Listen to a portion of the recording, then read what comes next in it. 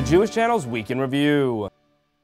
Pope Benedict visits Israel. Orthodox Jews might need to earn $100,000 a year just to make ends meet. Partying for the holiday of Lag BaOmer. And more of the Jewish news that's changing your world. Hello, and welcome to the Jewish Channel's Week in Review. I'm Stephen I. Weiss. Of course, sometimes it's the poorest in society who suffer the most during economic downturns. And Christian Needon offers a report on one Jewish charity that's working on the problem. One of the oldest social service agencies in New York City held a glitzy fundraiser last week at the Plaza Hotel. The Jewish Child Care Association celebrated its mission of Tikkun Olam by honoring those involved with their extensive child and family service programs.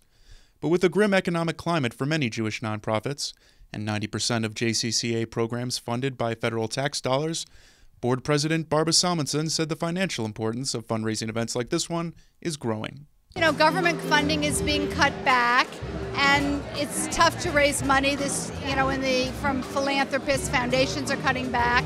So our needs are phenomenal, and the number of kids who really are in need of our service keeps increasing because of the economic environment. One of the groups receiving those services is the 50,000-strong immigrant Bukharian Jewish community in Forest Hills, Queens.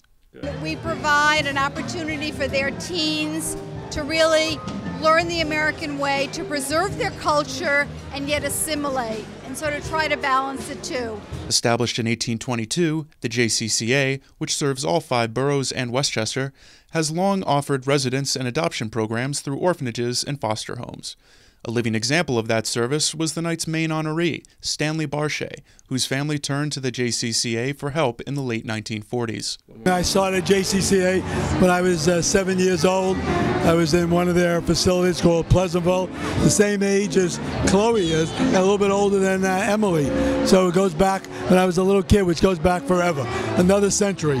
And they were there available to help me when I needed help. So it's a great facility and a great organization. But by now, the JCCA helps mostly non-Jewish individuals. In one example, the night saw a musical performance by teenagers from the JCCA's newest program, the Brooklyn Democracy Academy, a transfer school run in collaboration with the New York City Department of Education. The students said they liked the idea of a Jewish organization reaching out with a program that helps non-Jews. I think it's cool. It actually helped us, so there's nothing unusual about it. I would say it's just like any other program, but it's much better. And CEO Richard Altman noted the inspiration for such programs. It comes from the core belief system of the organization that we're guided by 2 profound and powerful Jewish values. On one hand, Tikkun Olam, the Jewish obligation to help repair the world, and the other hand, tzedakah, to do social justice. Thank you, Chris.